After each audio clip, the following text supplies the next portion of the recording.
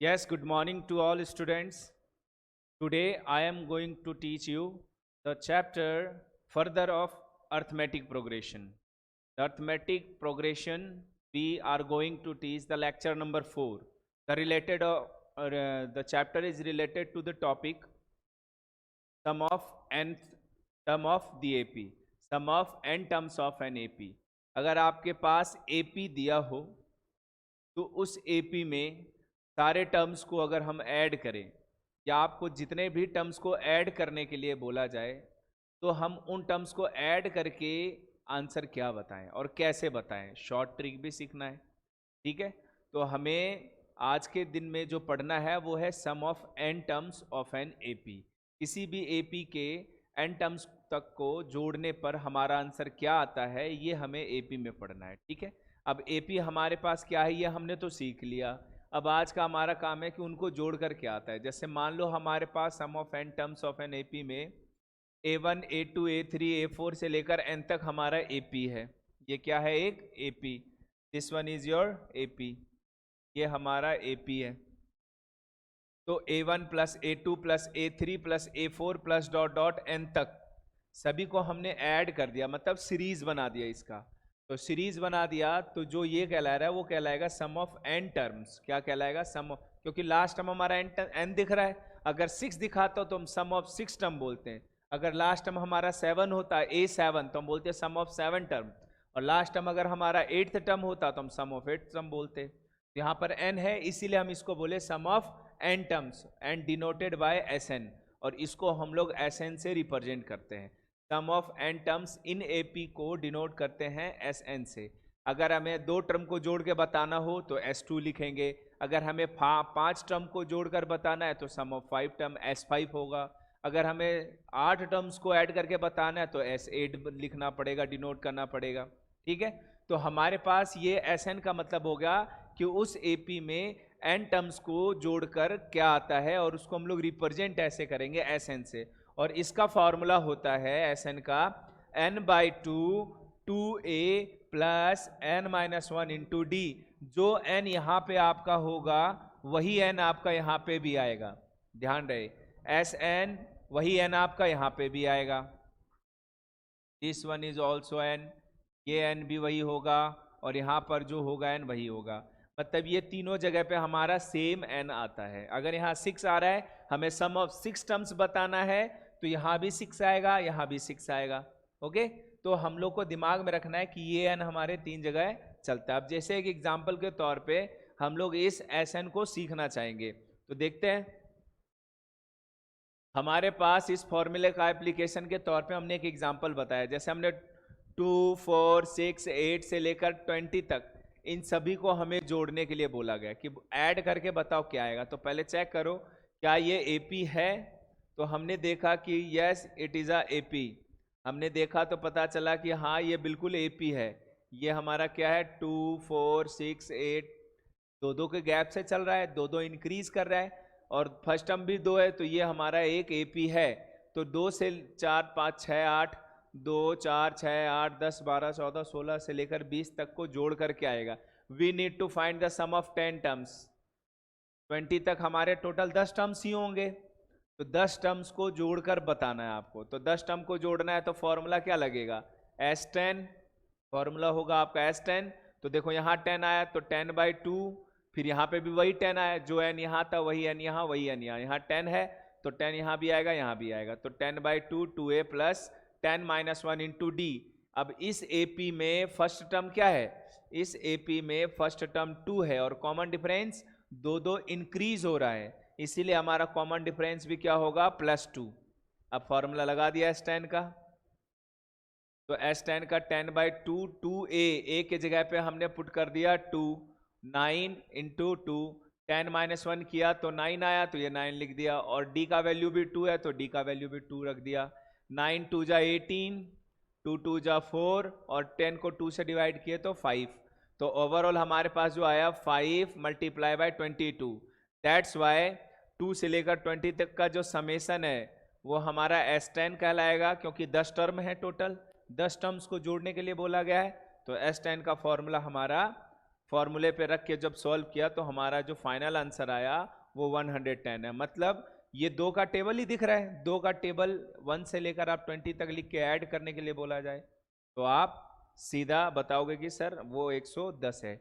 इसी तरीके से आप लोग 3 का टेबल लिख के भी ऐड कर सकते हो, 4 का टेबल भी लिख के ऐड कर सकते हो, वो आपका एपी में आता है, इसीलिए हम लोग ये एपी वाला फॉर्मूला अप्लाई कर सकते हैं। तो हमारे पास जो जनरल फॉर्मूला है वो ये है, सम ऑफ एन टर्म का जनरल फॉर्मूला ये है कि अगर आपको एन टर्म तक जोड़ने के लिए बोला जाए तो आप ये फॉर्मूला अप्लाई करोगे। ठीक है, चलो हम लोग नेक्स्ट स्लाइड देखते हैं। नेक्स्ट स्लाइड में हमारा सम ऑफ एन टर्म का second formula, sum of n term का सेकेंड फॉर्मूला। तो ये हमने देखो सेकेंड फॉर्मूला लिख दिया। अगर मान लो हमारे पास फर्स्ट टर्म दे रखा है ए, फर्स्ट टर्म दे रखा है ए और लास्ट टर्म दे रखा है L.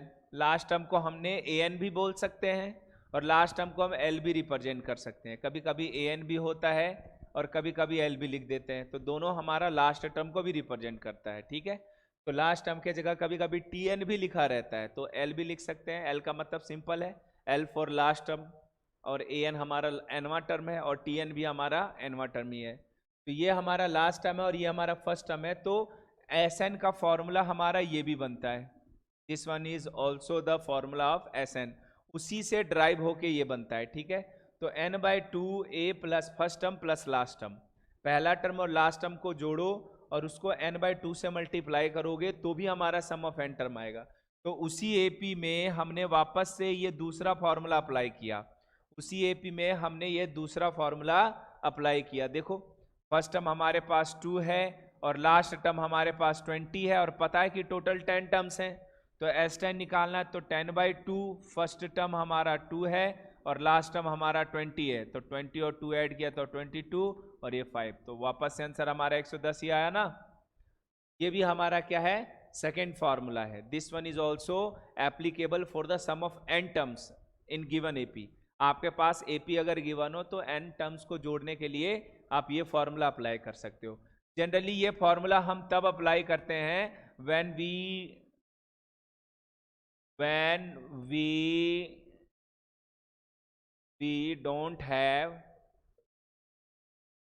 we don't have common difference, जब हमारे पास कॉमन डिफरेंस ना दिया हो तब हम जनरली ये फॉर्मूला अप्लाई करते हैं। कॉमन डी का यहाँ देखो कहीं जरूरत ही नहीं पड़ रहा, तो डी का जरूरत नहीं पड़ता है तब हम ये डायरेक्ट फॉर्मूला अप्लाई कर लेते हैं सिंपली। ठीक है,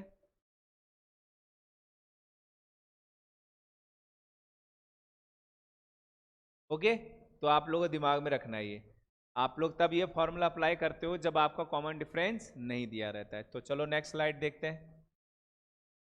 ये हमारा सेकंड फॉर्मूला भी हो गया। नेक्स्ट आगे देखते हैं हमारे पास आगे क्या है, क्वेश्चन है।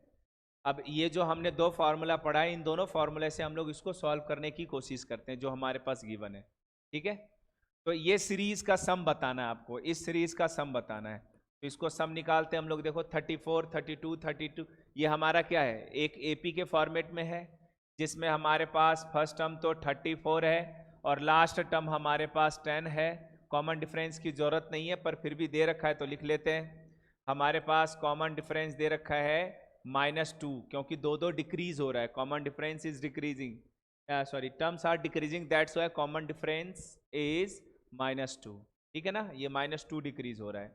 ये हमारे पास हो गया। तो पहले 34, 32, 30 से लेकर 10 तक कितने टर्म्स हैं, नंबर ऑफ टर्म्स निकालने के लिए हम लोग क्या करते हैं, an का फॉर्मूला अप्लाई करते हैं। तो हम लोग an का फॉर्मूला पहले अप्लाई करेंगे n निकालने के लिए। an का फॉर्मूला होता है a plus n-1 into D.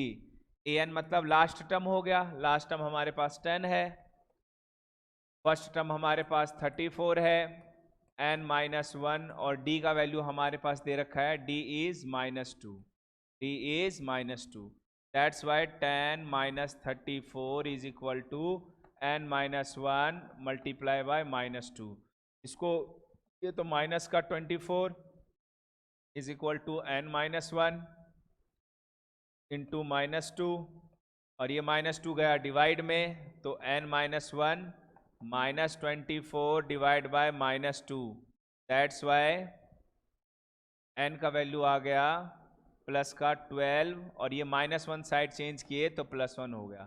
तो फाइनली n का वैल्यू आ गया हमारे पास 13, n इज 13। n का वैल्यू भी हमें मिल गया 13, ये n का वैल्यू हमें 13 मिल गया। अब हम आगे प्रोसीड कर सकते हैं। अब हमारे पास आगे और भी है, n का वैल्यू हम लोग आगे देखते हैं। अब हमें n का वैल्यू भी मिल गया and n is equal to 13, ये भी हमें मिल गया। अब हमारे पास निकालना है ये सम ऑफ दिस सीरीज। इस सीरीज का कैलकुलेशन बताना है कि इनको जोड़कर क्या आएगा। तो आप सीधा क्या लगाओगे, S13, क्योंकि n 34, 32 से लेकर 10 तक का टोटल 13 टर्म आया। अभी हमने कैलकुलेट किया तो n का वैल्यू 13 हो गया। तो S13 का फॉर्मूला लिखोगे 13/2 first term plus last term, first term plus last term. तो ये आ गया हमारे पास 13/2। ए हमारे पास क्या है, फर्स्ट टर्म है 34 और लास्ट टर्म है हमारे पास 10। फर्स्ट टर्म है 34 और लास्ट टर्म है हमारे पास 10। तो ओवरऑल हमारे पास आ गया 13/2 और ये हमारे पास हो जाएगा 34 और 10 कितना हो गया, 34 और 10 हमारे पास हो गया 44। इसको हमने डिवाइड किया तो ये आ गया 13 मल्टीप्लाई बाय 22, 13 दूना अच्छा 286 योर फाइनल आंसर। ठीक है, तो इस सीरीज में अगर आप सम निकालना चाहते हो तो आपका आंसर 286 आया। कैसे आया, तो हमने देखा कि पहले हमने फर्स्ट टर्म को नोट किया, लास्ट टर्म को नोट किया, कॉमन डिफरेंस को भी नोट किया, और फिर हमने इन तीनों को यूज करके हमने पहले n निकाला कि इस सीक्वेंस, इस एपी में कितने टर्म्स हैं, 34 से लेकर 10 तक टोटल कितने टर्म्स हैं। तो हमने कैलकुलेट किया तो n का वैल्यू 13 आया, n का वैल्यू ये 13 आया। फिर हमने S13 का फॉर्मूला रख दिया, जो सेकेंड फॉर्मूला हमने पढ़ा वो फॉर्मूला में हमने वैल्यू रखा, तो हमारा फाइनली